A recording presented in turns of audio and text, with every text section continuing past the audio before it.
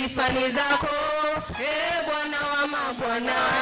Sifa ni zako, sifa ni zako, timiza ahadi. Sifa ni zako, Bwana wa mabwana. Sifa ni zako, sifa ni zako, mtimiza ahadi. Sifa ni zako, Bwana wa mabwana. Sifa ni zako, sifa ni zako, mtimiza ahadi. Sifa ni zako, Bwana wa mabwana. Sifa ni zako, sifa ni zako, mtimiza ahadi. Sifa ni zako, Bwana wa mabwana.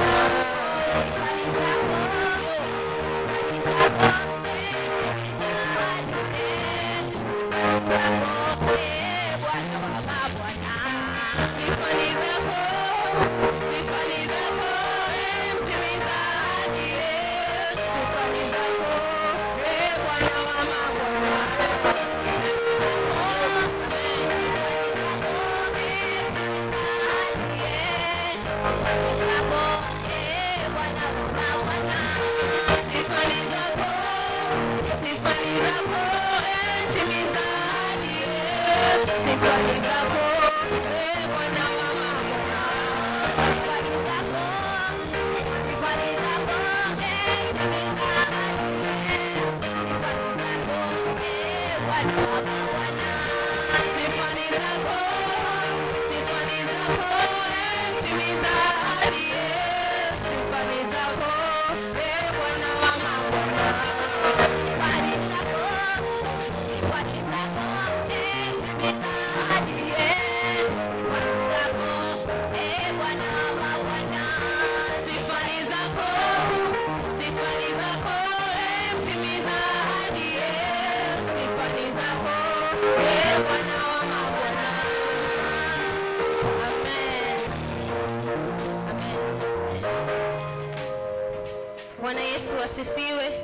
Bwana Yesu asifiwe.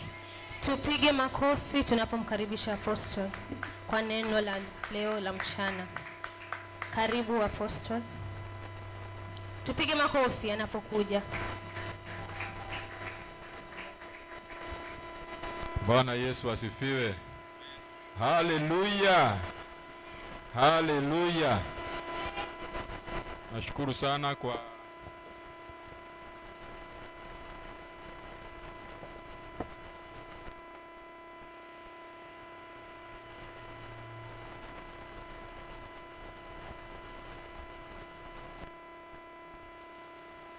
naamini ya kwamba kufika kwetu hapa kwa Jumapili ya leo pia kunatuletea ufahamu wa neno la Mungu. Bwana Yesu asifiwe.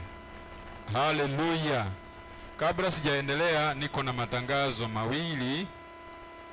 Na tangazo la kwanza, tuko na mkesha wetu ambao tunafanya kila mwisho wa mwezi, na mkesha huo utakuwa hapa Ijumaa ya mwisho wa mwezi huu. Haleluya.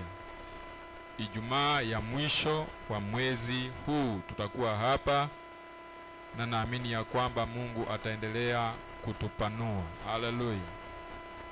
Tumeingia katika mwezi wa 9. Mwezi wa 9 tunaamini ya kwamba ni mwezi wa kupokea ufahamu wa maandiko zaidi na kupokea pia baraka za mwilini zaidi. Bwana Yesu asifiwe. Haleluya. Na wakaribisha wote pia kwa mkesha huo. Na mkesha wa mwezi wa 10 tutakuwa na wageni kutoka Malindi. Kwa hivyo mkesha huu ambao ni wa mwezi huu utakuwa ni mkesha ni kama lihaso. Tuko na wageni ambao watatoka Malindi wa movement inayoitwa Prayer Movement, ambayo inaongozwa na Pastor Pauline.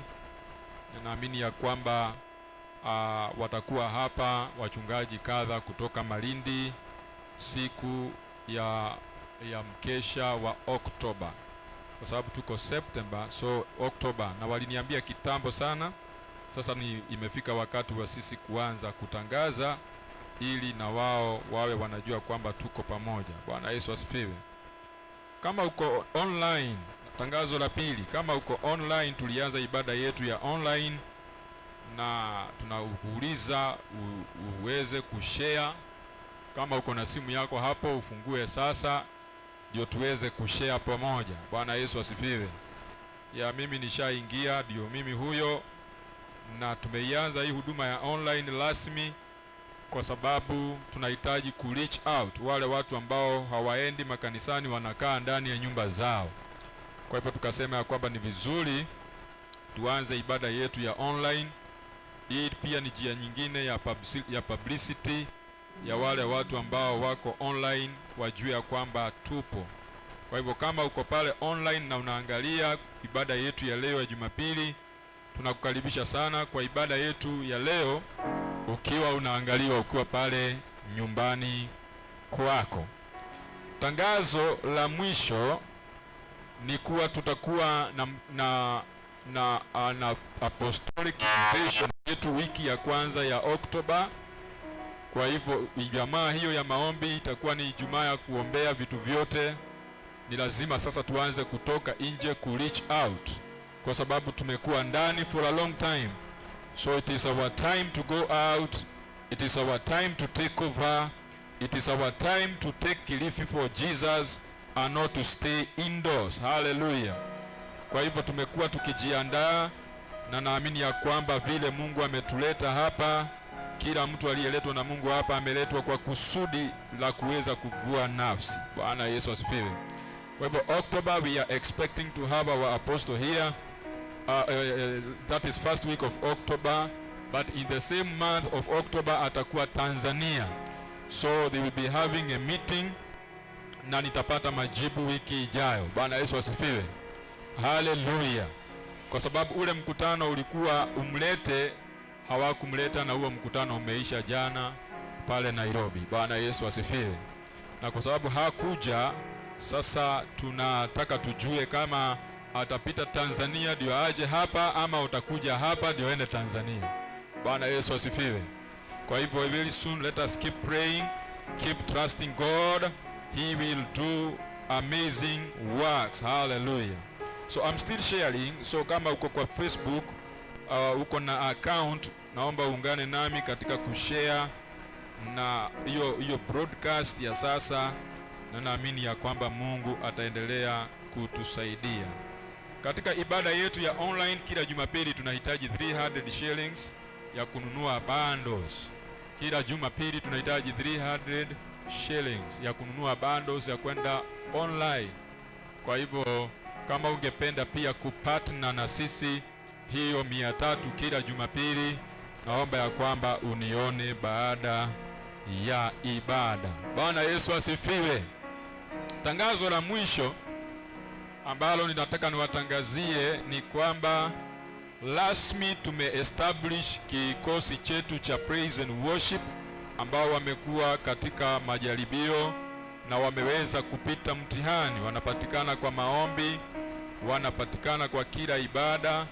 Kwa hivyo basi hao ambao tumeweza kuwapata Jumapili tuliannounce hao ndio watakuwa our official praise and worship team ambao watakuwa wanatuongoza hapa. Na Mungu ametupatia wacheza vinanda ambao watakuwa wanawafundisha sauti, wanawafundisha vyombo, na tuko na hao hapa. Hebu tuwapigie makofi mazuri. Tuwapigie hawa wenye vinanda makofi mazuri. Hallelujah. So tutakuwa na ndugu Boniface hapa. Tuliagree naye baada ya mkutano Jumapili. Baada ya Jumapili tulikuwa na mkutano, ikawaambia ni kama nitawaleta, na naomba sasa niwalete rasmi. Hallelujah. Naomba Boniface na ndugu yangu pale mkuje hapa niwalete rasmi.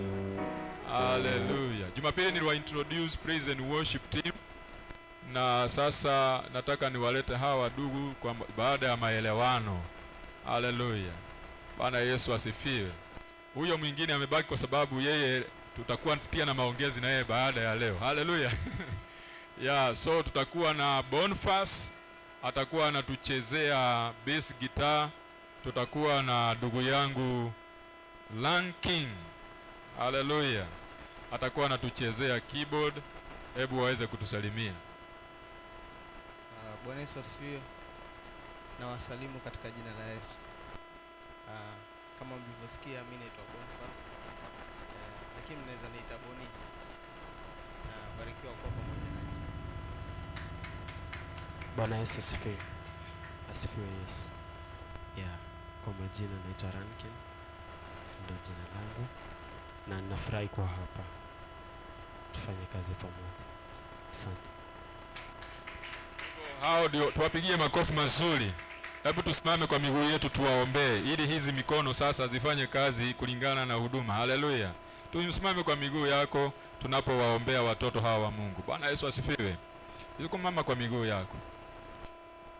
Baba, ninakushukuru kwa ajili ya watoto wako hawa ambao uliowaleta hapa kwa ajili ya kazi yako. Tunaomba mikono hii ambao uliowapa, kama vile uliweza kwa Roho wako aliweza kumfanya Bezalel akafanya kazi yako ya huduma kwa njia ya Roho wa Mungu. Naomba kwamba pia mikono yao na Baba ukaweze kuitawala, mikono yao inapocheza vyombo icheze kwa utukufu wako. Asante Bwana, tunawapokea hapa katika jina la Yesu tumeomba na kuamini.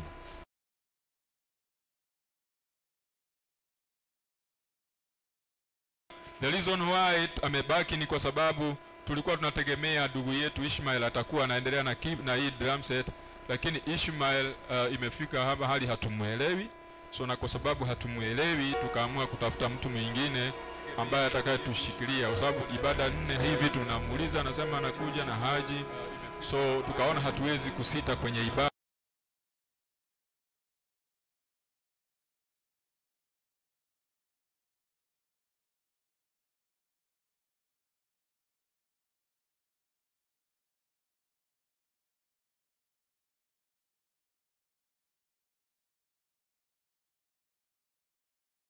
Naomba kwa wale ambao wana deal na media muongezee sauti hiyo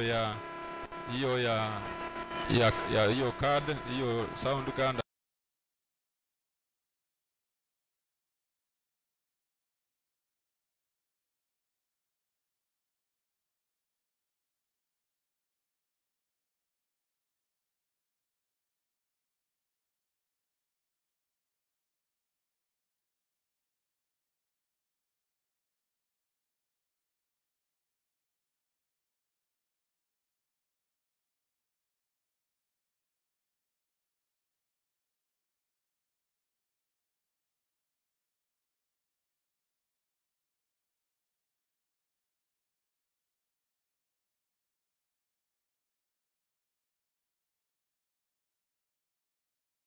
Sielewi shida iko wapi ili hizi vitu zishike vizuri kuwa hazitetemeki na kuyumba. So na to do that we need money. We need to add more money ndio tuweze kupata fundi watakayesaidiana na yeye kuzifix vizuri, sababu kuna mambo mengi. So ni vizuri tupate watu ambao watasaidiana na yeye kuzifix, wa concentrate na hizo vyombo mpaka zisimame vizuri. Kwa sababu hiyo we need finances to do that. So after this service we will establish how we can get that finances ili tuweze kuestablish hizo vyombo vizuri. Sababu huduma ni vyombo, na vyombo zikiwa zinakohoa basi hapo tuko na mashaka. The last announcement ambayo naweza kutangaza ni kuwa tujiandae sasa kwa ajili ya family gathering yetu ya mwezi wa 11. Itakuwa wiki ya mwisho wa mwezi wa 11 na tutakuwa hapa kwa siku 4, kwa sababu siku 7 tutakuwa hapa kwa sababu tumepata chuo cha Biblia ambacho kinaitwa Angaza Bible and Training Institute. Itakuwa ina train wachungaji hapa that same week. For 1 week tutakuwa hapa from Monday to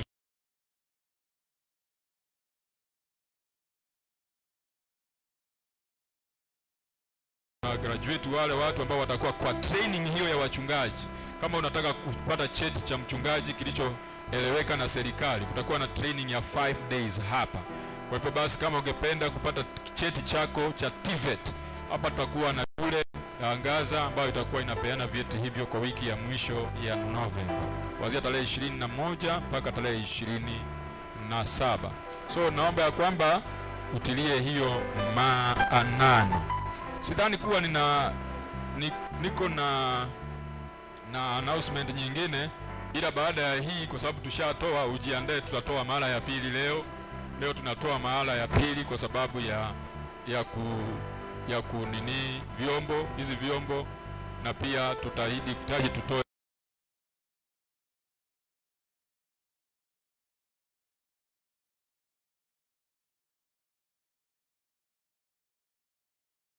kila siku ya Jumapili pia unakaribishwa.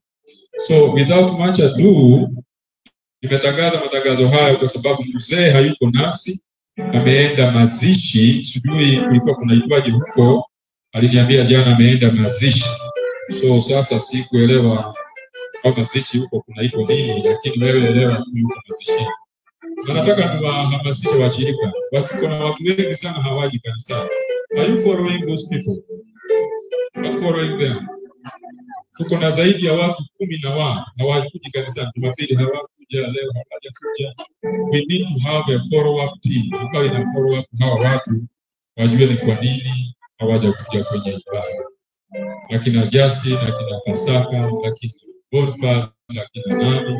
We have so many people hapa, akina Mimi, akina Mimi, yule dada Mimi, yaani wengi tu sana hapa hawajakuja ibada. Jumapili hawajakuja. Sijui tutasaidianaje kama mwili wa Yesu, kusaidia to reach them out, we bring them back, tujue ni nini inaendelea. Kina Liz, ni wengi. Nilikuwa na hesabu hapa, naona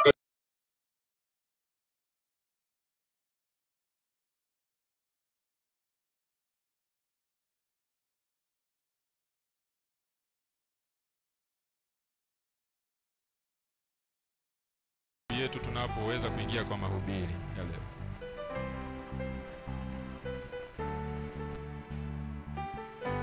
Ama leo isiwe watu ni wa season ya event, sababu itakuwa si vizuri. Bwana Yesu asifiwe.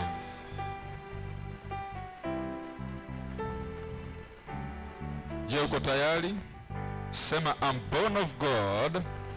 Sema kama unamaanisha, sema I'm born of God. Alafu nitengenezee hii. Sema I'm born of God, created in Christ, born to reign, born of God, born to conquer, and I'm a revelation generation. Sema kama unamaanisha, sema I'm born of God, born to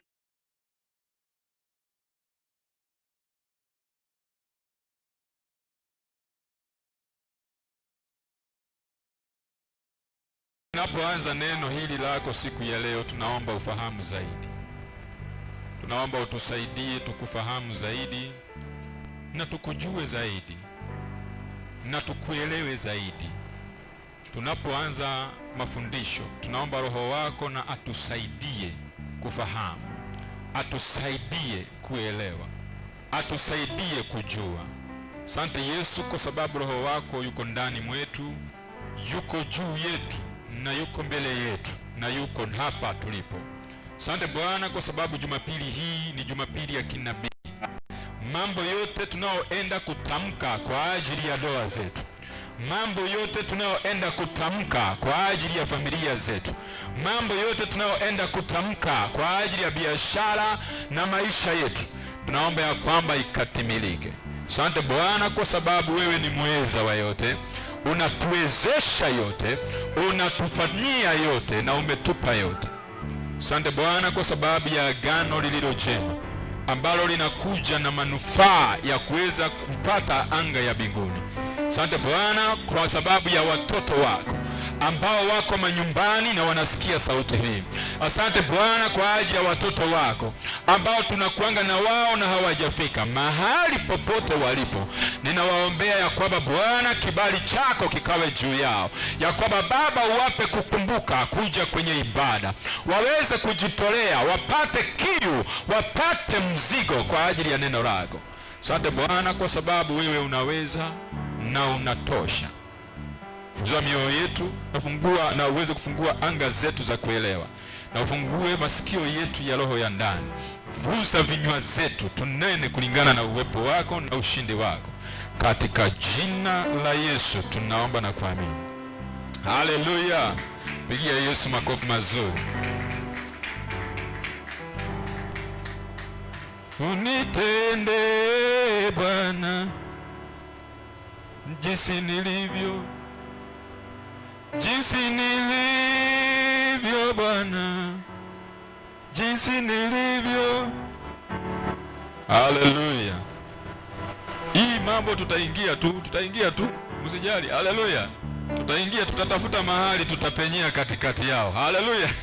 Tutaingia tu. Bwana Yesu asifiwe. Tutaingia tu, na vizuri ni kwamba trainers wako mpaka wa sauti. Ukienda kinyume tunaonana hapa baada ya ibada, tujue tutakusaidiaje. Bwana Yesu asifiwe. Tujue tutaisaidikaje. Naomba tuimbe wimbo mmoja wa kuabudu. Praise and worship can come here. Alafu tuimbe wimbo mmoja wa kuabudu. Nataka na mimi nianze kujitrain kuendeshana na hii maneno. Bwana Yesu asifiwe. Haleluya. Nijitrain kuendeshana na hii maneno ili tujue tutaendaje hii maneno. Tusimame tu. Tusimame. Na Mungu anatupatia gitaa ya lead guitar. Haleluya. Hivi karibuni. Na anatupatia bass speaker 2 hivi karibuni. Na anatupatia full range 2 hivi karibuni. Amen. Nawaambia mimi. Haleluya. Hivi karibuni hapa kuna waka. Hivi karibuni maneno inabadilika. Hivi karibuni mambo inakuwa much more better than yesterday, than today. Oh, hallelujah. Bwana Yesu asifiwe. Amen. Bwana Yesu asifiwe. Amen. Kuna wimbo unasema peke yangu mimi siwezi. Peke yangu sitaweza. Tulikuwa tunaimbaje jana? Nilisahau.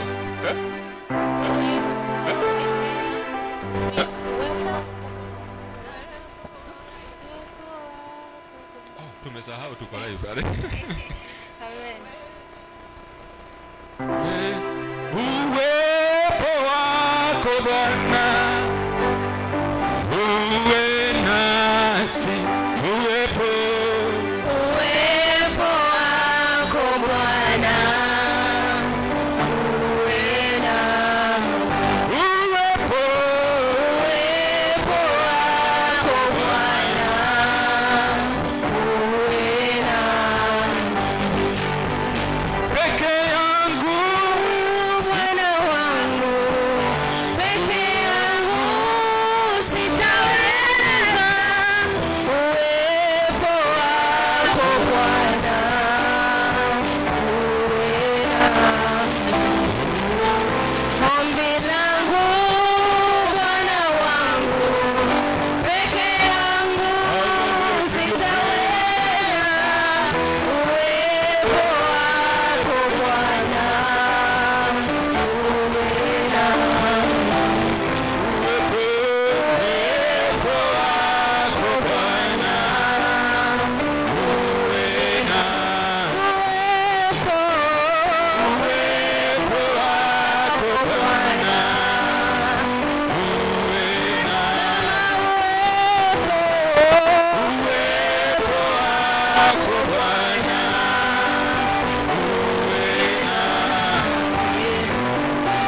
ombi langu Bwana wangu, peke yangu sitaweza. Uwepo wako Bwana,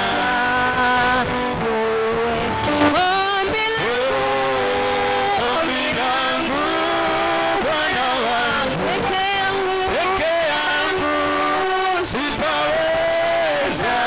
Uwepo wako Bwana, uwe na ombi langu Bwana wangu, peke yangu sitaweza. Uwepo wako Bwana, uwe nami. Uwepo wako Bwana, uwe nami. Uwepo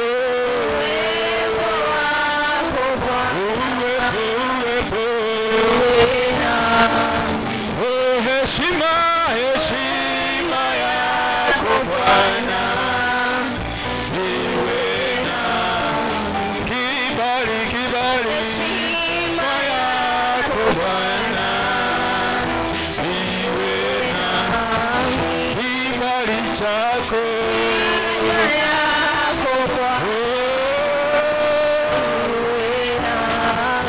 kibali chako kibali Baba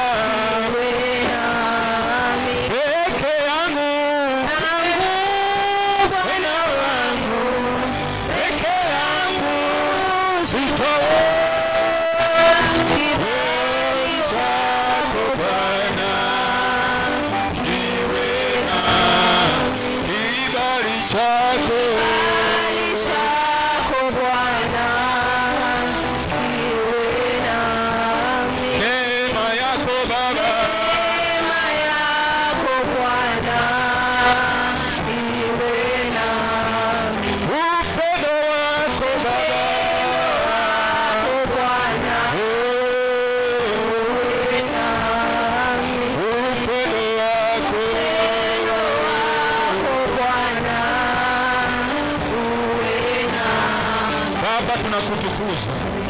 Tunaomba kibali chako kitembee nasi. Tunaomba wema wako utembee nasi.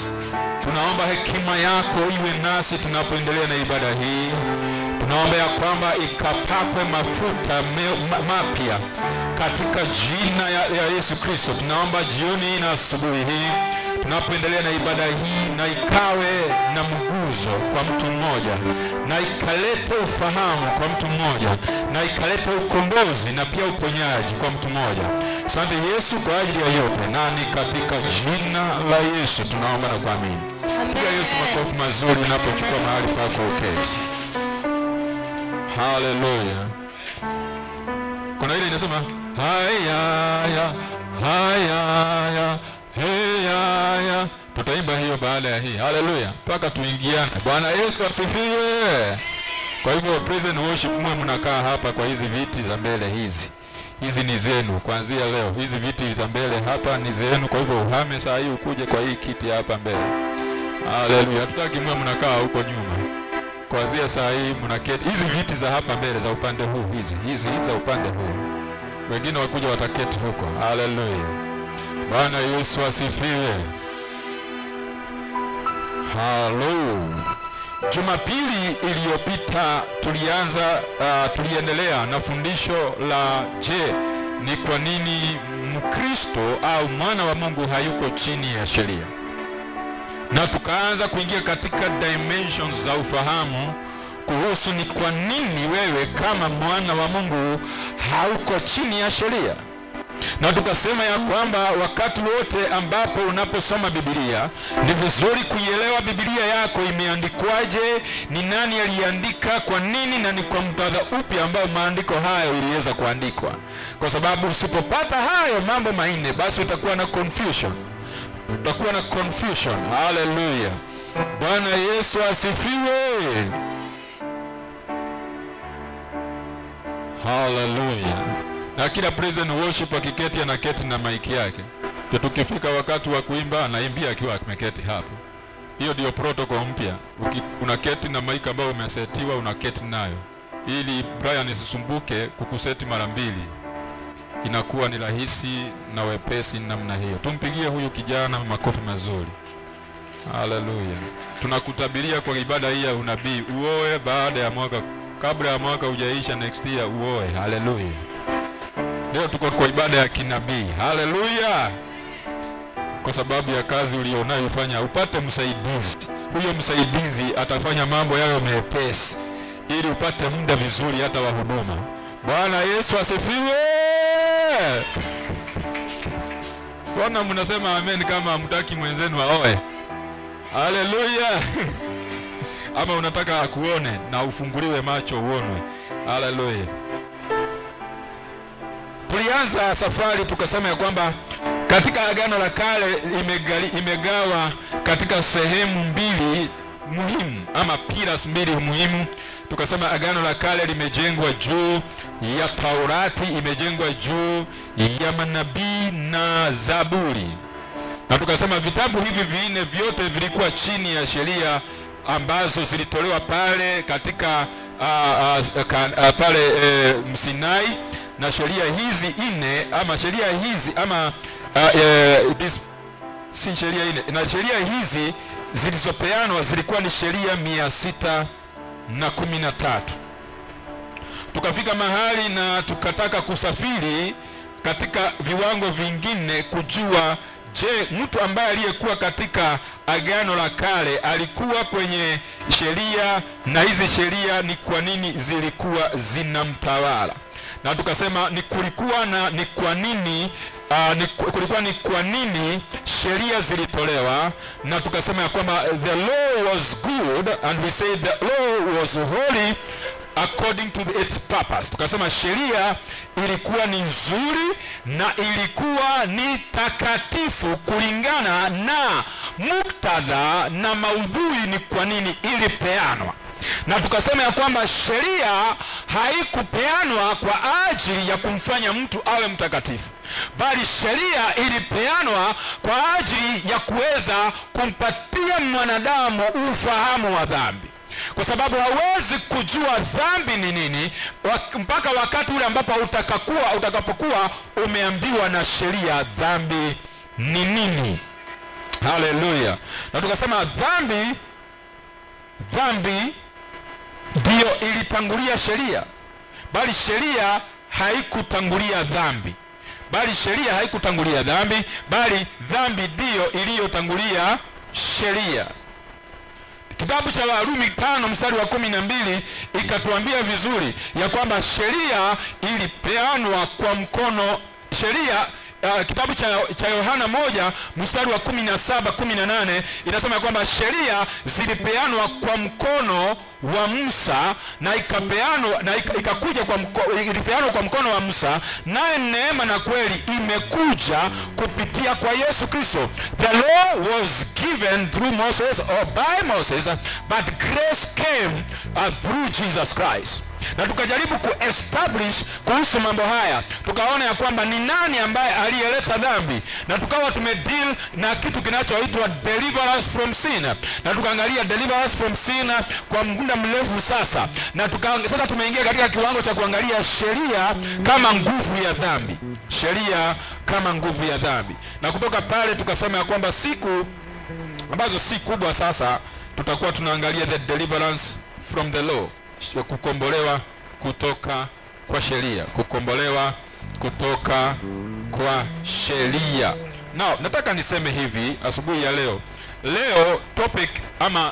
subtopic yetu leo ni much more better ama iliyo bora zaidi kwa Kiswahili, much more better. Na nitakuwa ninazungumza na wewe kwa dakika chache kuhusu hiyo, alafu naamini ya kwamba utaweza kupata ufahamu zaidi kuhusu mambo hayo. Tutakuwa tumepeanwa kuhusu mambo hayo. Bwana Yesu asifiwe. Je, uko na kalamu yako na kitabu? Now, tulipeana misingi chache kuhusu sheria katika Agano la Kale, na tukasema ya kwamba in the Old Testament there is what we call is divided into two. There is what we call the law and commandments. Kuna ile tunaita sheria na amri. Amri ni kuamrishwa kutenda, na sheria ni ile ambayo iko mpaka na viegezo za adhabu. Usipo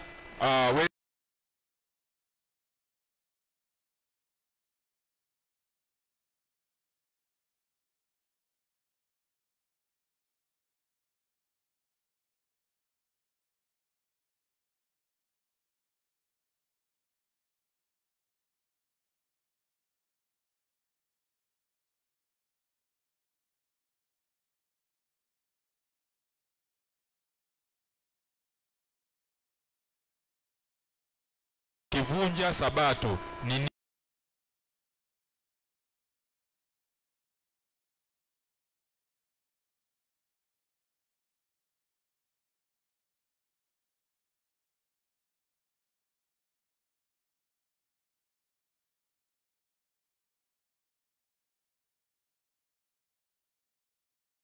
ijasema kwamba ukiiba utapata adhabu gani, ukizini utapata adhabu gani. Hizo ndizo sheria ambazo zilikuja zikaongezewa 603 kuonyesha ukikosa kufuata hizi 10 ni nini ambayo utaadhibiwa kwayo. Ukisoma katika kitabu cha Kutoka 20 inasema ya kwamba mstari wa 8, ikumbuke siku ya sabato uitakase. Ila haijasema ukikosa kuikumbuka utafanywaje. Wakati Musa alipokuja katika kitabu cha Kutoka 35 kuanzia 1,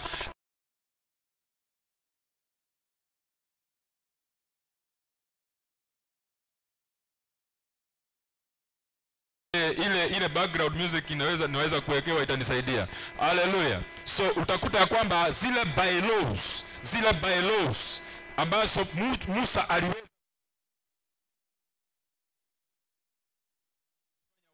kufanya watu wakaadhibiwa. Na nikawaambia Jumapili ya kwamba sheria ilidai kufundishwa yote na sheria ilidai kuwekwa yote. You had to teach the law and you had to keep the law. So the law was not in fulfillment, or you could not be counted an obedient of the law if you didn't keep it and teach it.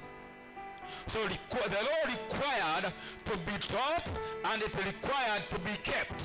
In the book of Matthew chapter 5 verses number 19, that is how the scripture said, that Jesus said to them, ya kwamba sio tu yule ambaye ni mwekaji mfundishaji wa sheria, lakini inadai ufundishe sheria na pia uishike, uiweke. So the Lord demanded to be kept and demanded to be taught. So that is how the totality of keeping the law was. And then tukaingia katika ufahamu wa dimension nyingine ya kwamba katika Agano la Kale ni lazima kuelewa kuhusu jina sheria kwa ndani inamaanisha nomos katika Greek. Nomos tukasema N-O-M-O-S ni jina la Kigiriki linalomaanisha the law. Kuna tofauti wakati unaposoma Biblia utakuta the law na utapata law in praying. Utapata law na utapata the law. Wakati ninapozungumzia the law inazungumzia kuhusu the Decalogue. Decalogue ni zile sheria 10 za Musa. Wakati usikia inasema law ni zile sheria zingine zilizoongezewa. Are we together? Tuko pamoja? Wakati unaposikia the law ni zile 10, wakati unaposikia Paulo akisema law, sheria, laws without the, inamaanisha zile zingine. Okay? So zile zingine 613. Na tukasema ya kwamba sheria kwa sababu ilikuwa ina upungufu. Sheria ilikuwa iko na upungufu kwa sababu haingeweza kumfanya mtu kuwa mwenye haki. Sheria haikuwa na uwezo wa kumhesabia mtu haki, lakini sheria ilikuwa na uwezo wa kuonyesha mtu dhambi zake. Tukaenda katika kitabu cha Wakorintho wa kwanza 15:56 inasema ya kwamba nguvu ya dhambi ni sheria. So law is the power of sin. Kitabu cha Matendo ya Mitume 7 kuanzia mstari wa 6 anauliza, ningejuaje kuzini kama sheria haikusema? Ningejuaje kuiba kama sheria haingesema? So ina maana ya kwamba kazi ya sheria ilikuwa ni kuonyesha watu dhambi zao. It was to show men their weaknesses. It was to show men their sins. Singalijua dhambi pasipo sheria. Na tukasema ya kwamba kama unakumbuka vizuri ya kwamba watu wote waliokuwa katika kabla ya sheria hawakujua dhambi. That's why katika mbele za haki ya Mungu walikuwa wao hawana makosa. Na nikawaonyesha mfano ya kwamba ni sheria ndiyo ilisema mwizi ni nani. Sheria ndiyo inapea mtu jina la wizi. Sheria ndiyo inapea mtu jina la mzinifu. Sheria ndiyo inapea mtu jina la mdanganyifu. Kwa sababu pasipo sheria haungejua kama wewe ni mdanganyifu. Pasipo sheria haungejua wewe kama ni mzinifu. Pasipo sheria haungejua kama wewe ni mwizi. Kwa hivyo basi kazi ya sheria ilikuwa kuwabadilika watu jina tofauti na lile Mungu alilowapa. So sheria ilikuwa inaonyesha, it was to reveal sin and give a man an identity. So the law was to give a man an identity and also to give them and reveal them their DNA of sin in them. So that's why you have to encounter the teachings of God. Now, we also said the law, sheria haikupeanwa kwa mwenye haki. Tukasema ya kwamba sheria haikupeanwa kwa mwenye haki. Tukasoma kitabu cha Timotheo wa kwanza 1:9, maandiko inasema ya kwamba nao sheria haikupewa wenye haki bali wenye dhambi, wazinifu, wasiotii wazazi wao, they were wicked men. So the law is for wicked men. Tukasema sheria ilipeanwa kwa wale ambao ni waovu, those who are wicked. Tukasoma kitabu cha Timotheo wa kwanza 1 mstari wake ni wa 9. Tukaendelea tukasema number 5 ya kwamba sheria ilikuwa inanena laana. Tukasema sheria katika Agano la Kale ilinena laana. The law was speaking curses to men. The law was speaking curses to men. And that's why katika kitabu cha Deuteronomy 28 utaona baraka na utaona baraka na utaona laana. In the same book utaona baraka na utaona laana. Utaona ya kwamba kuna mahali waliambiwa msipozitii hizi, because the old covenant was wielded under the instruction under the law and demands. So msipotii hii mpaka mwisho mtapokea laana hii. So kulikuwa na conditions. So tukasema also the law had conditions to be fulfilled. So you could not fulfill the law if you could not meet the demands of the law. So what will keep you moving in the Old Testament is to fulfill the demands of the law and not demands of righteousness. So the law was governing a wicked man. The law was given to govern a carnal man. Sheria ilipeanwa kuweza kumuongoza yule muumini ambaye alikuwa ni wa Musa, alikuwa hana roho.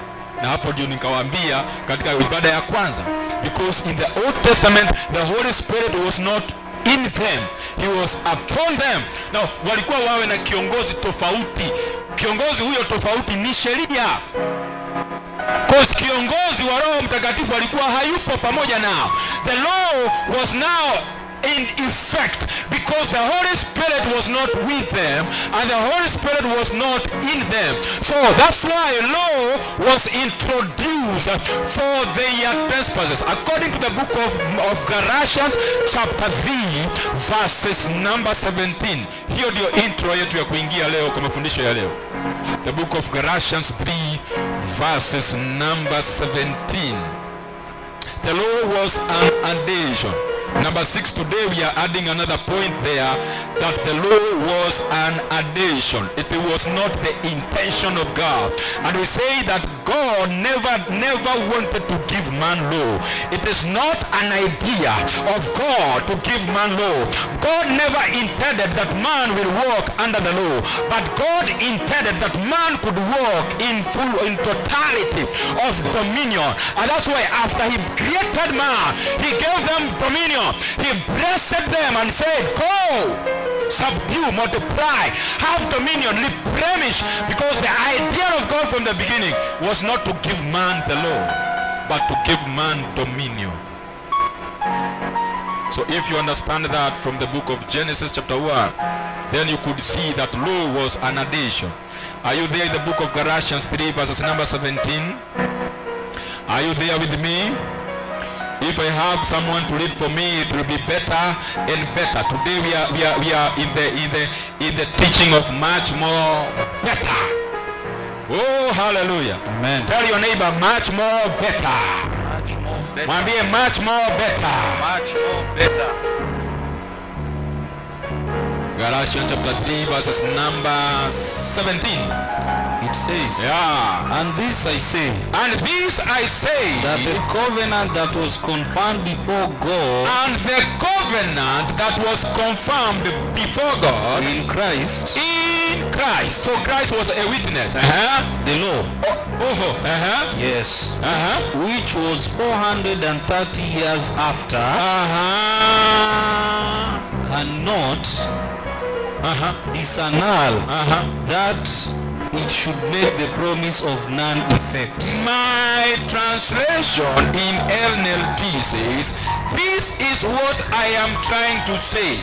The agreement God made with Abraham could not be cancelled 430 years later when God gave the law to Moses. So law cannot cancel the plans of God which were concealed in promises. The law, sheria, haingeweza kutangua kile Mungu alikuwa ashaweka kwenye majadiliano na Abrahamu kabla ya sheria kukua au kuwepo, au kuletwa. So hapa kunaleta mambo mawili inayopaswa kuangalia katika picha ya ndani.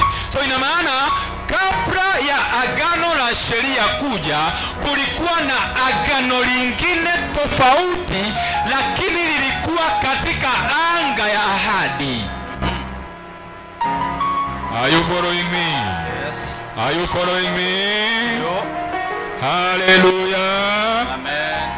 Before the law, there was another covenant that God had with Abraham, but in the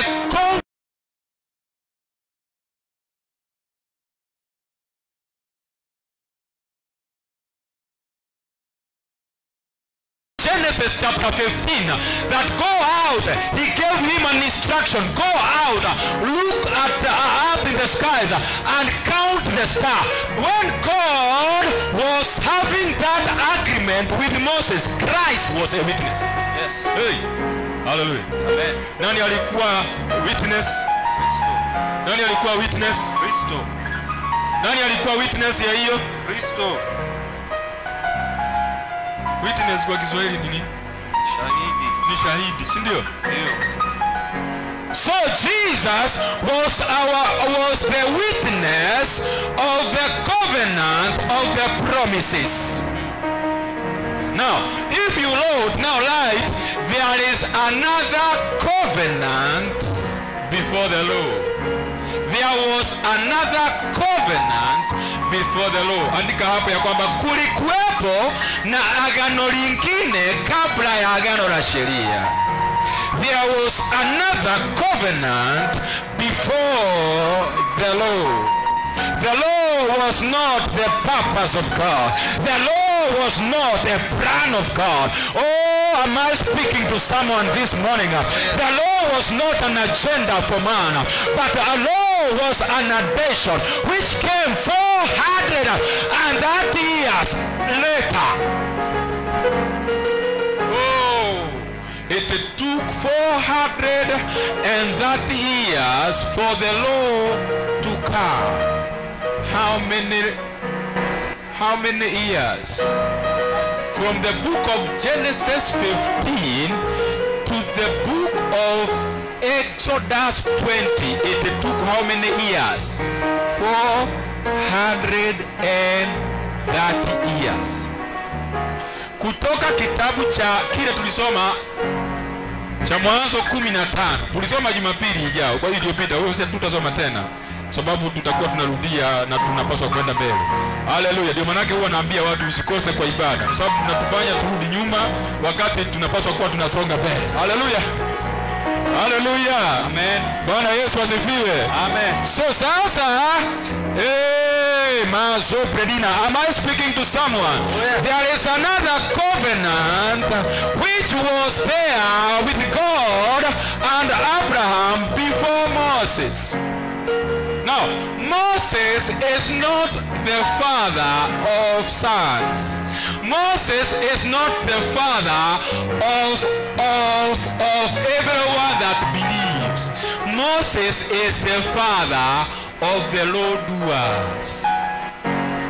Musa sio baba ya wale wanaoamini, bali Musa ni baba ya wale walio wa matendo. So tuna baba wawili hapa. Baba wa kwanza anaitwa nani? Abraham. Baba wa pili anaitwa nani? Musa. Kati ya baba Abraham na baba Musa ni nani katangulia? Baba Abraham katangulia na akapewa ahadi zilizokuwa bora kwa ajili ya agano lililo bora.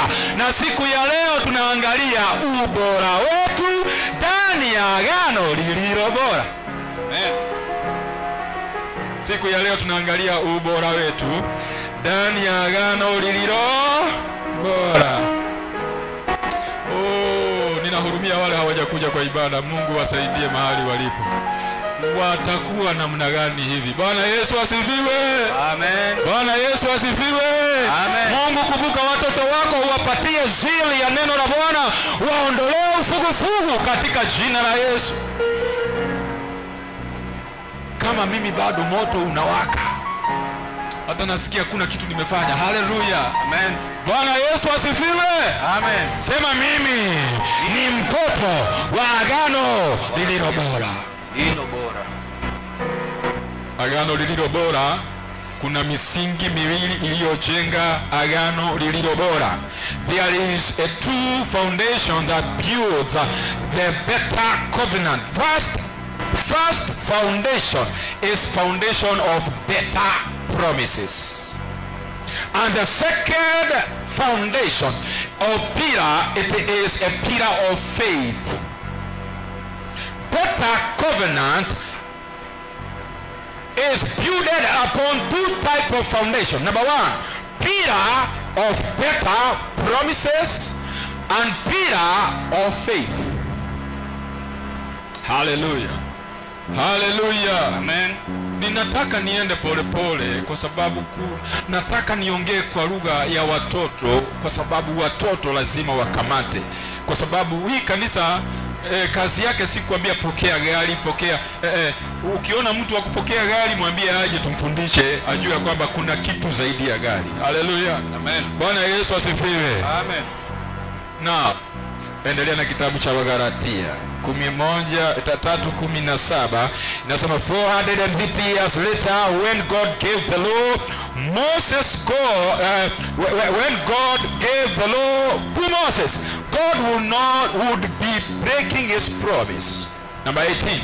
For if the inheritance could be received by keeping the law, when it would not be the result of accepting God's promise, but God graciously gave it to Abraham as a promise. The third pillar that we are built on to receive a better covenant is a pillar of grace. A pillar of what? Pillar of what? Grace. A pillar of grace establishes us to receive the gift of better covenant. Hallelujah. Number 18. For if the inheritance could be received by keeping the law, then it would not be the result of accepting promise, but God graciously gave it to Abraham as a promise. Verses 19. Why then was the law given? A good question. Why then was the law given? Listen, it was added. The law was what? An addition. Ile Biblia uko nayo hapo Brian inasema, hebu soma Kiingereza, inasema ilikuwa ni nini? Hapo 19. New King James inasema, inasemaje? What purpose then does the law serve? It was added because of transgression. It was added. Number 7, add there. The law was an addition. It was what? It was an addition. The law was an addition. No. Something that is added, is it the original idea of God? No. Kitu ambacho kilichoongezwa, je, ni ina maana kuwa ni mpango wa Mungu? Bwana. Watu wa Kinanda wasaidie kwa hiyo muziki. Haleluya. Bwana Yesu asifiwe. Listen, if you don't get this foundation will help you big to know which covenant are you in and how was established. Any conman that atakuja kwa jina la Yesu hatakuweza kukupata, utakuwa umekuwa preserved. You'll be preserved with the word, because the word of God does not only save us, but the word of God also preserves us. Hallelujah. Amen. It is the work of the word to save you. It is the work of the word to preserve you. That's why he says we must be built in the word. Why then was the law given? It was added for our transgression. He says it was given alongside the promise to show people their sins. And we say the reason why the law was added is to show people their sin. But the law was designed. Oh, I love this. Hii yangu inaweka vizuri. NLT. But the law was only designed to last only until the coming of the child who was promised. Oh, let us go back. Let us go back to the promise. In the book of Genesis 15, we see Abraham coming out.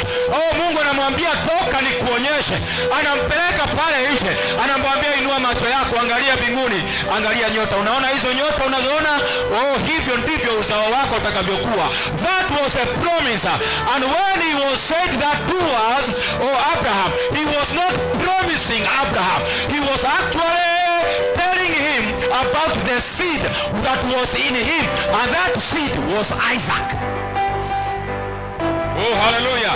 That seed was Isaac, and Isaac was a type of Christ. Isaac was a what? A type of Christ.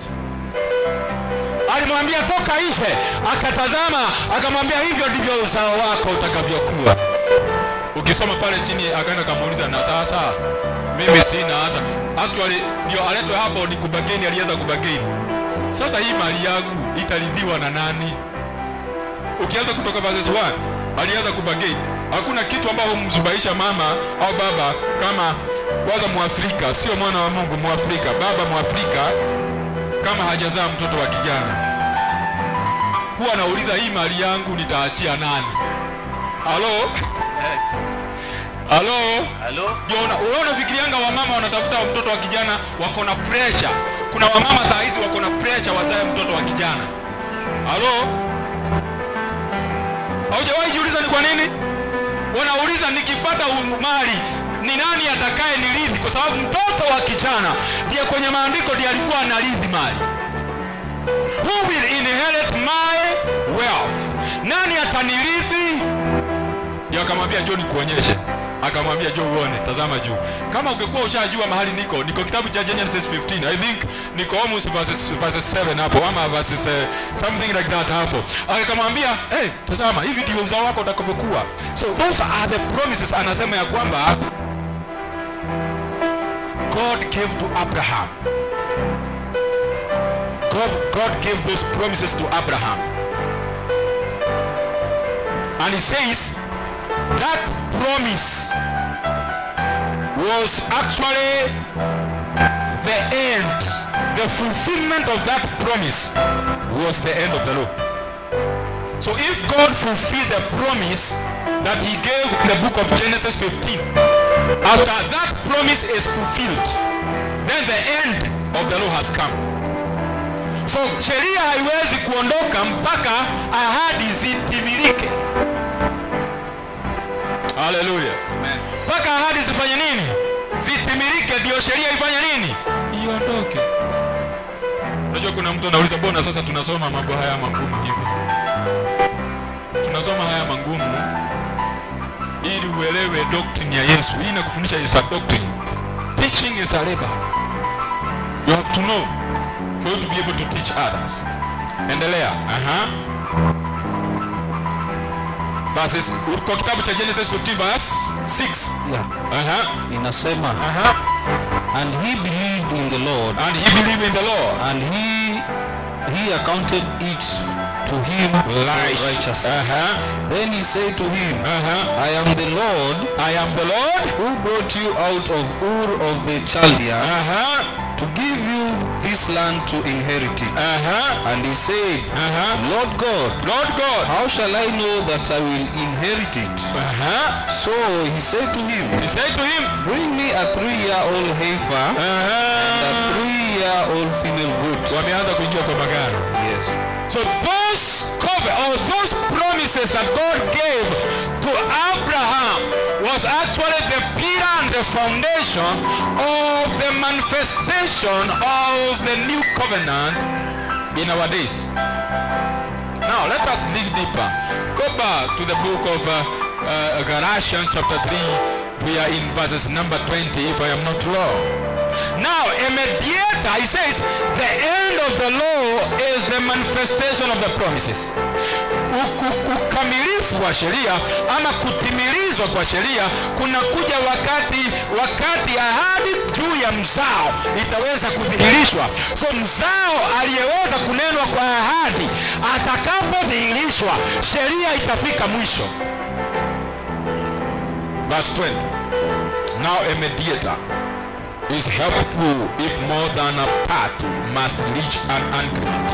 But God, who is one, did not use a mediator when he gave his promises to Abraham. God never used a mediator. He never gave Jesus. He never gave Christ. Hallelujah. Verse 21. Is there a conflict then between God's law and God's promises? Je, kuna hitilafu ama je, hizi mbili za pingana? Sheria na neema, je, za pingana? Si anauliza hivyo kwa Kiswahili.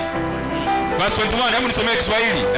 Inasema, basi je basi Torati haipatani na ahadi za Mungu? Je, Torati haipatani na ahadi za Mungu?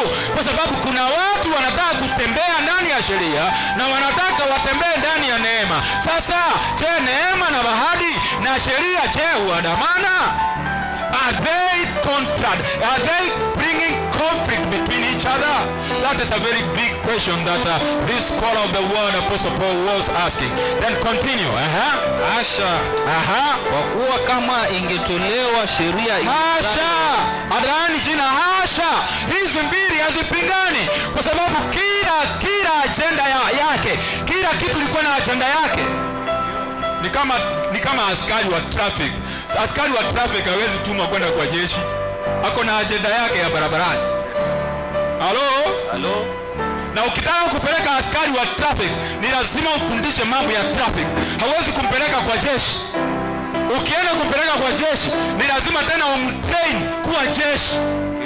Halo? So sheria ilikuwa na msimamo wake, ilikuwa na kazi yake, ilikuwa na agenda yake. Nayo ahadi ilikuwa na kazi yake na agenda yake na wakati wake. Na hizi mbili hazipingani.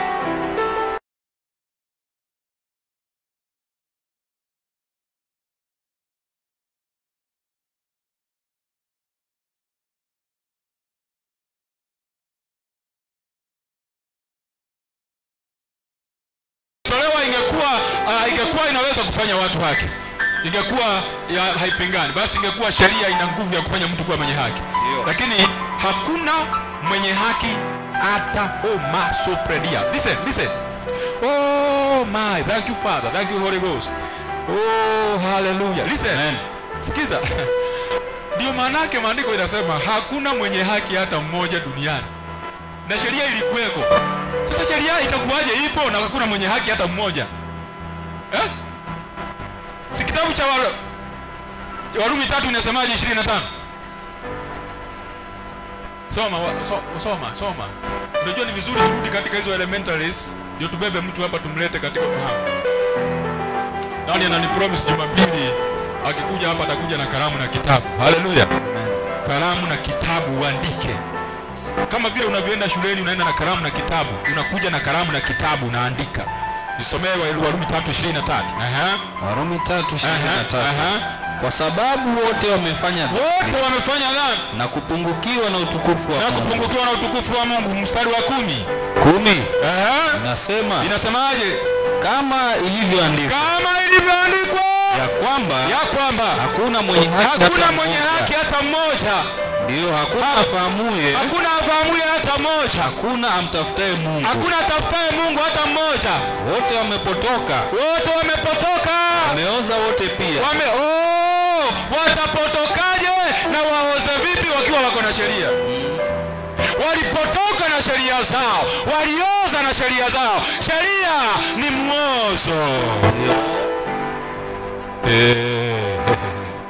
Wakati unapoambia watu washike sheria za Musa, unawaambia waende kwa muozo.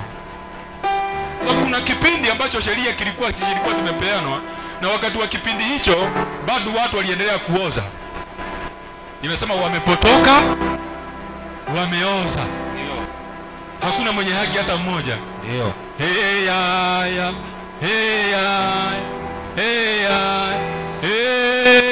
Haleluya. Amen.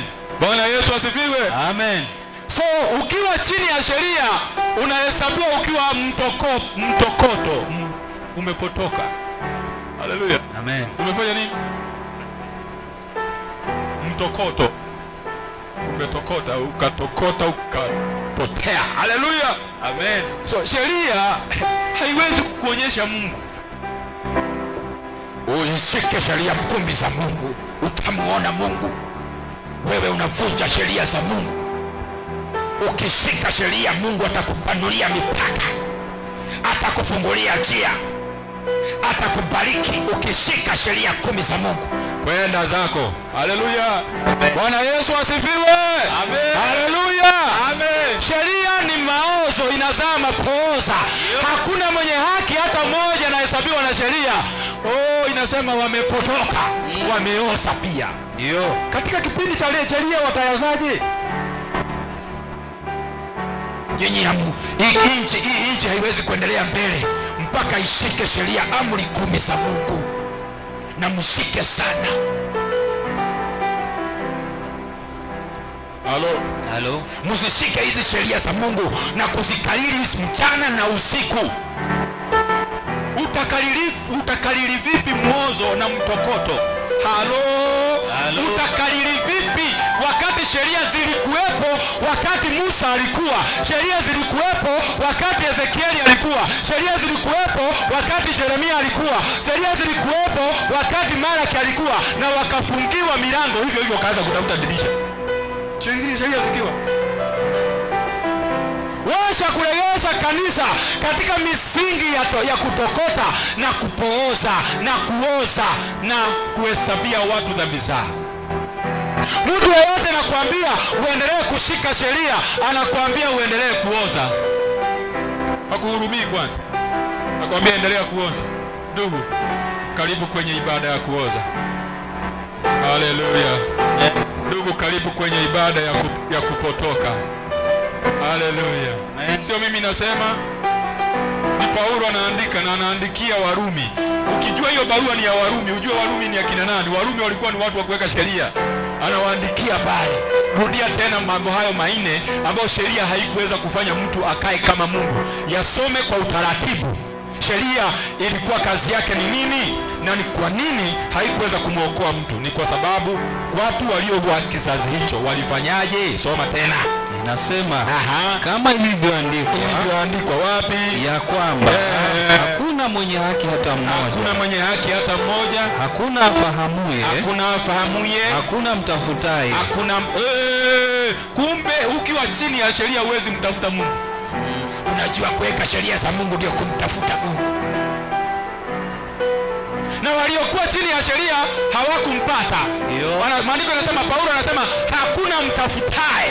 Hauwezi kumtafuta Mungu kwa njia ya sheria. Hauwezi kumtafuta Mungu kwa sheria, kwa matendo yako. Ndio. This is the gospel that is lacking to the church. Na wewe umefaidika, unasikia leo. Mimi nafanya kazi yangu kwa kodoo. Haleluya. Amen. Bwana Yesu asifiwe. Amen. Hakuna afahamuye, hakuna mtafutaye. Hakuna. Wote wamepotoka. Wote wamefanya nini? Wamepotoka. Wote wamefanya nini? Wamepotoka.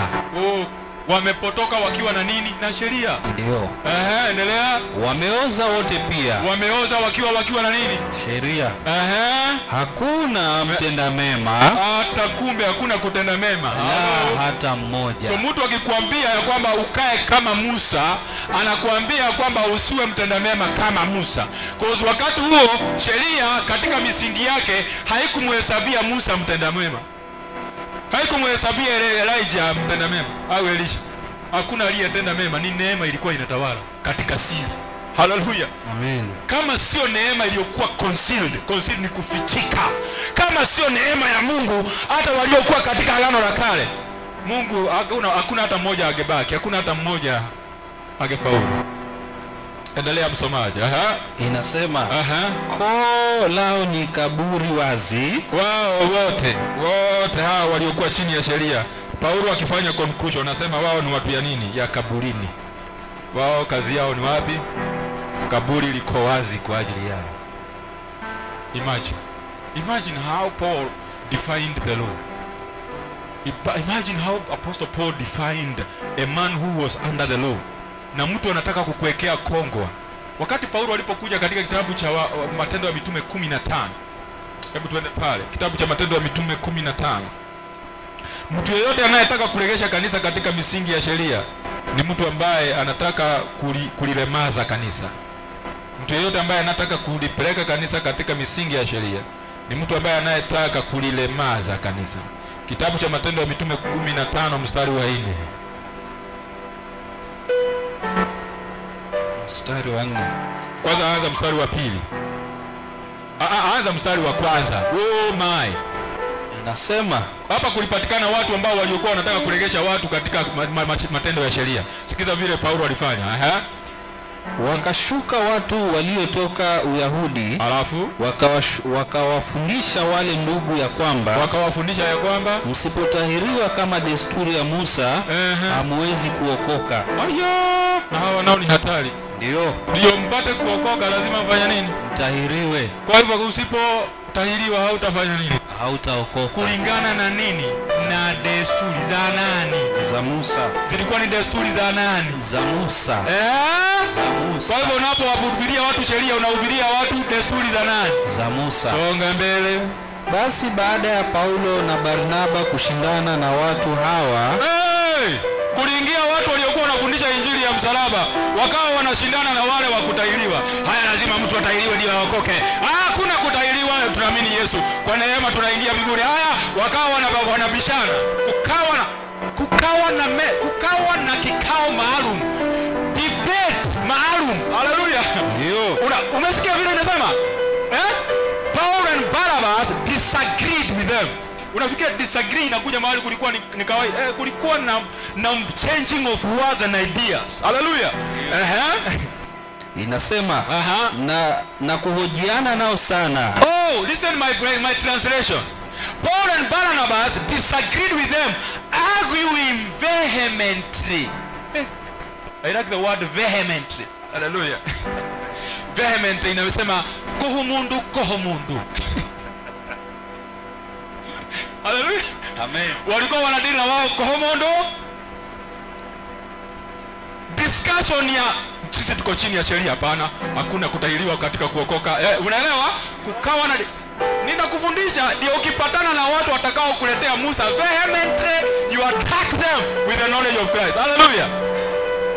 Wewe unafikiria kama hawangekuwa na knowledge Barnabas na Paul, si wangeshindwa na hao majamaa wa kutahiri watu? Mtu akikuona ukikuja hivi anasema huyu ni wa kutahiriwa. Wewe kisu tayarisha kisu. Huyu ni wa kuwekwa. Haleluya. Bwana Yesu asifiwe. Amen. Songa mbele. Inasema wacha nisome hii yangu. Paul and Barnabas disagreed with them, arguing vehemently. Finally there was a final conclusion. Finally, the church decided to send Paul and Barnabas to Jerusalem, accompanied by a local believers, to talk to the apostles and elders about this question. Uliona kulitokea mjadala? Ndio. Kuhusu sheria ya Musa. Na ikawa ndio maana yake tunahitaji elders wako na akili nzuri. Hallelujah. Amen. Tunahitaji elders ambao wanaelewa neno. Hello? Ni nani walitumwa? Kwa ajili ya hii agenda ikaliwe chini. Yaani ilibidi watengeneze kamati maalum ya kuketia hiyo kitu chini idiskasiwe kuhusu sheria ya kutahiriwa ya Musa na imani katika Yesu. Si mnaona kulikuwa na maneno? Halo, mnaona kulikuwa na maneno? Ndio. Songa mbele. Inasema basi wakasafirishwa na kanisa. Kanisa ndio iliwasafirisha. Kwa hivyo kanisa kazi yake ni kusafirisha wahudumu. Lazima watu wajue kutoa ndio kunasafirisha. Kanisa lazima lisafirishe nini? Wahuduma. Ni kanisa ndio lilifanya nini? Liwasafirisha. Songa mbele. Wakapita kati ya nchi ya Foinike na Samaria. Wakitangaza habari za kuongoka kwao mataifa. Mstari wa 4.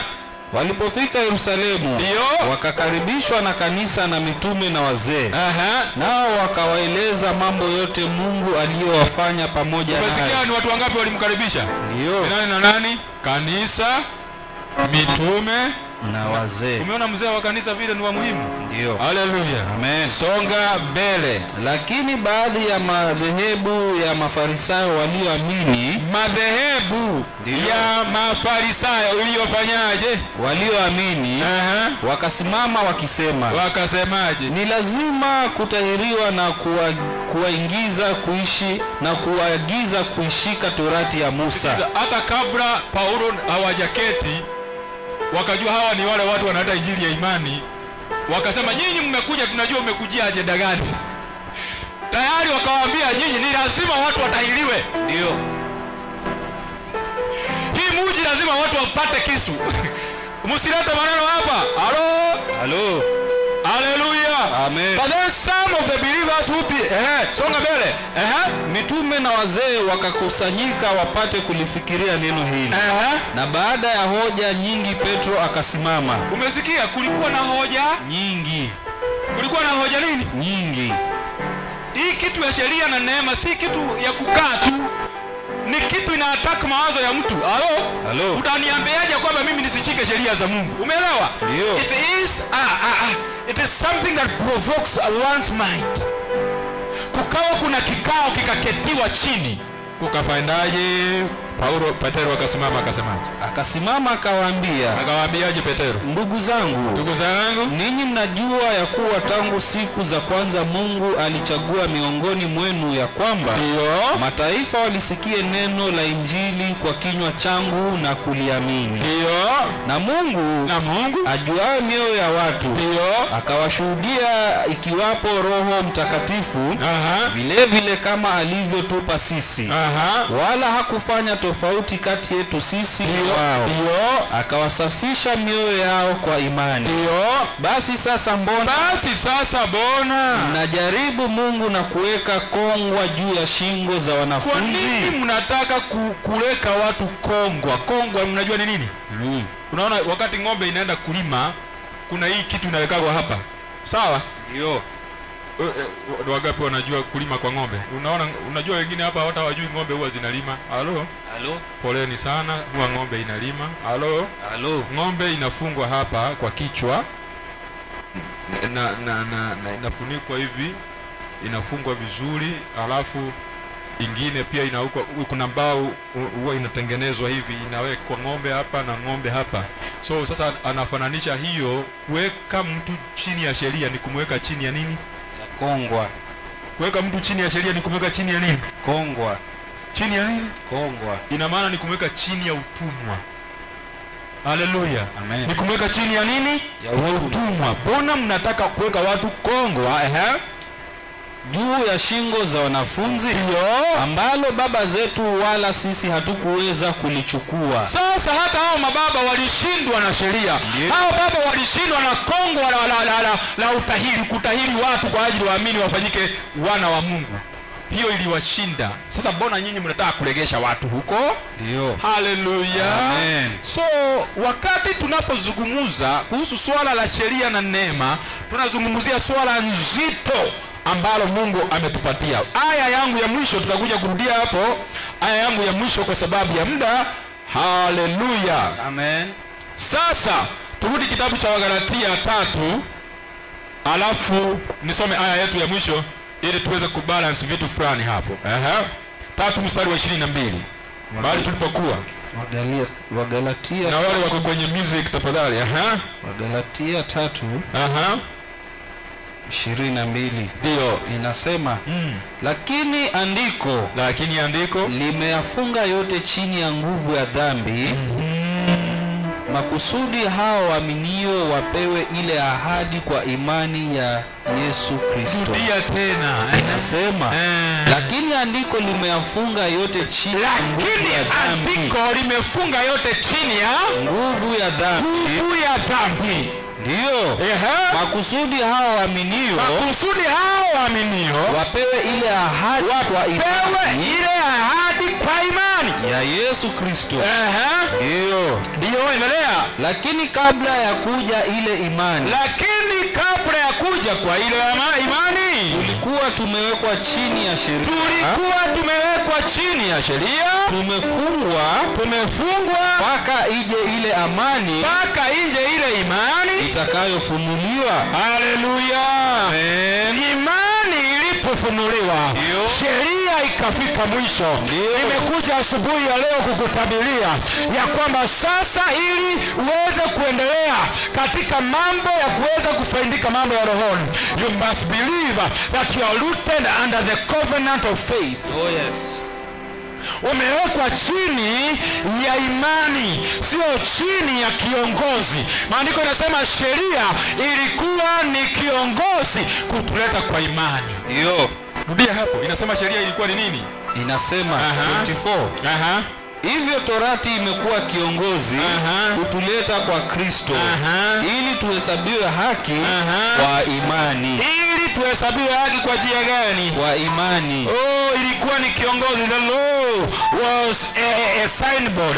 The law was a schoolmaster to guide us to Christ. Yes. When you come to Christ, you believe by faith, you are healed, you get healed. When you come to Christ, you believe by faith that you are success, you receive success.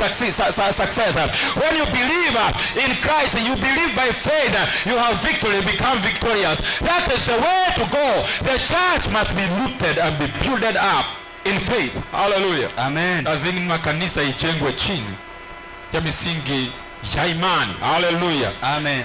Na sio sheria. Sasa watu wengi wamekosa kuelewa ya kwamba sisi hatuko chini ya sheria, tuko chini ya neema. Na kuna mambo ambayo nitayataja Jumapili ijayo na utakuwa tayari kuyapokea, kwa sababu mpaka mahali nimefika inazima uweze kuwa umekuwa tayari kupokea. Hallelujah. Amen. We must be able to know what God has done for us, what God intended for us. Hallelujah. Amen. Kuna aya ambayo nataka ya mwisho hapo ndio tuweze kwenda katika declarations are prophetic of our month. Hallelujah. This is a new month God has given unto us, and we have to prophesy to our month. As we enter, we are now delivered from the law. We are now delivered from the curse of the law. We are now delivered from any oppression of the law. And God has given us victory. And God has given us power. God has given us all things that pertains to life and godliness. He is a good father. In the book of Hebrews number 8, nipatie verse 6.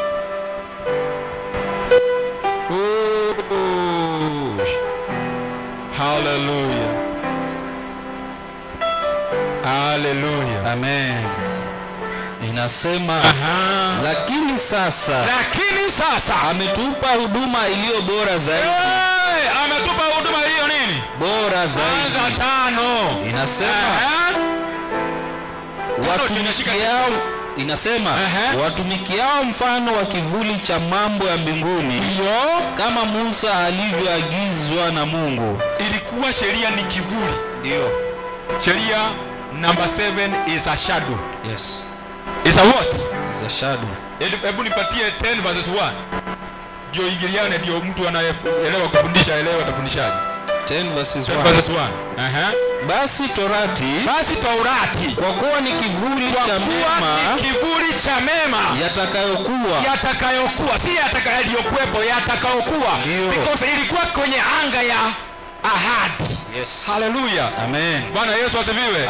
Sheria Torati ilikuwa ni kivuli ya mambo yatakayokuwa baadaye.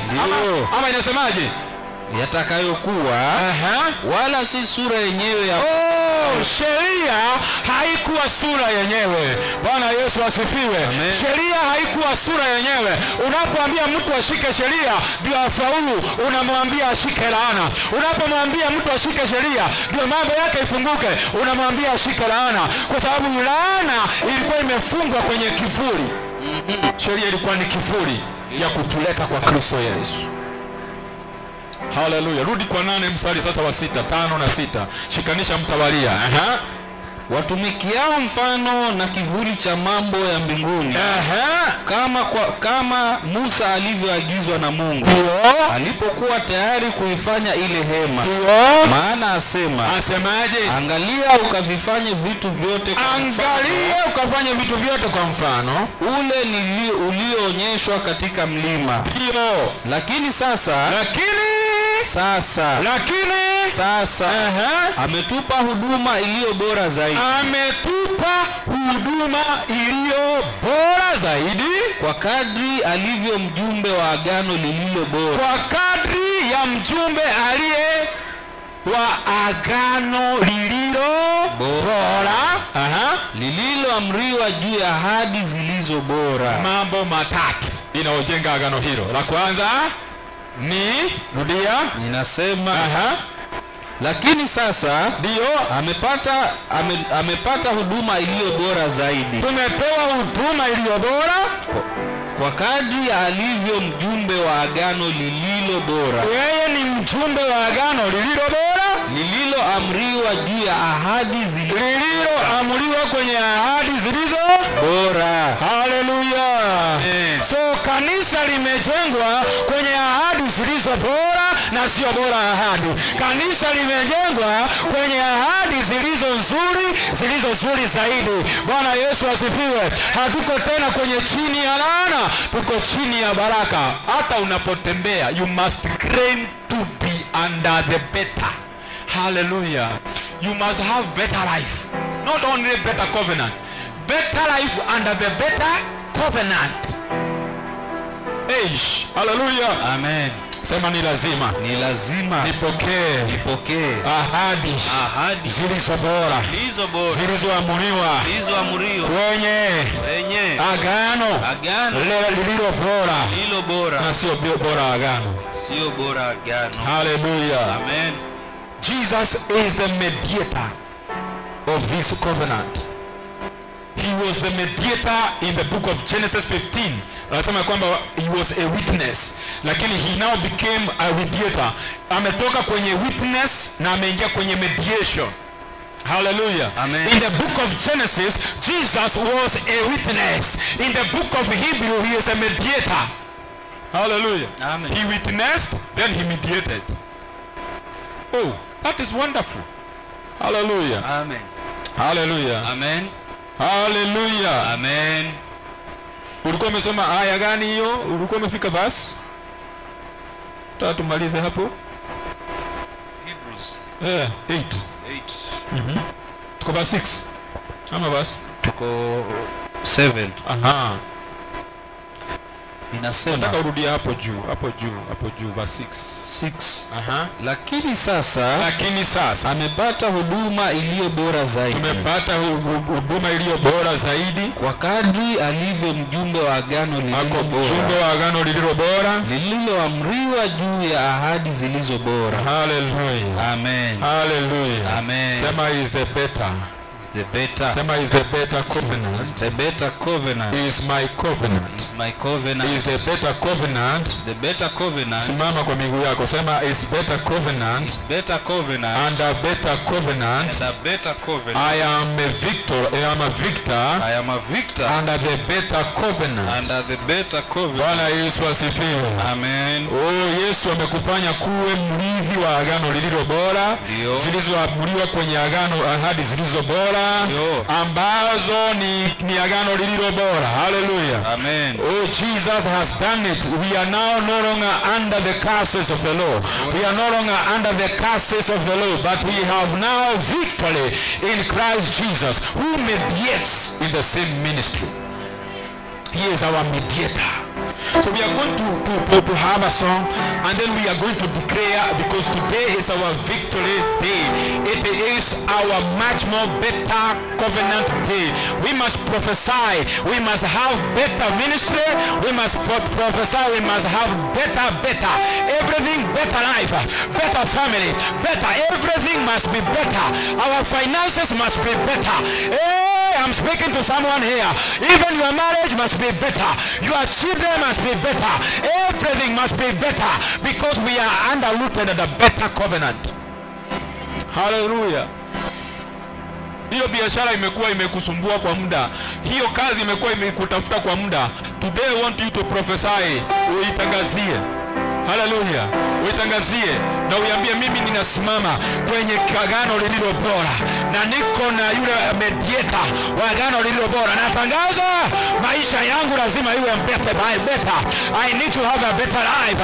I need to have a better family. I must have a better business. I must enter into the better. Oh, hallelujah. We are rooted under the better covenant.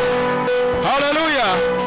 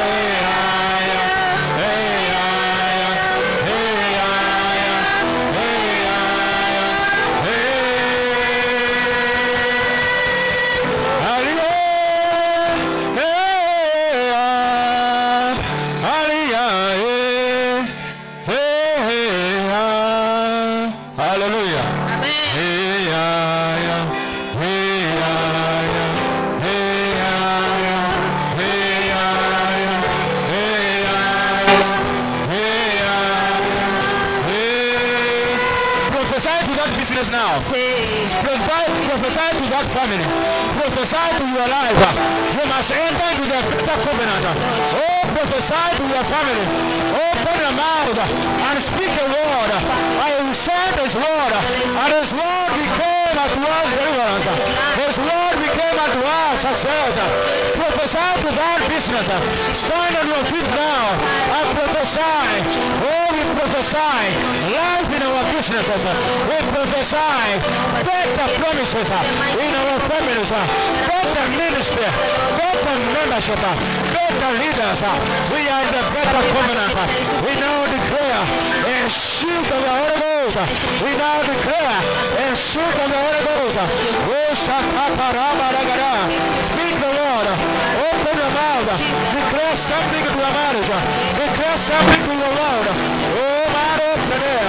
We declare we are alive. We have life. And in Him that is in us. We declare we accept that we beloved. Oh, Shalabaganda Bagadia. Open your mouth. Prophesy. Prophesy. Enter into the life of prophecy.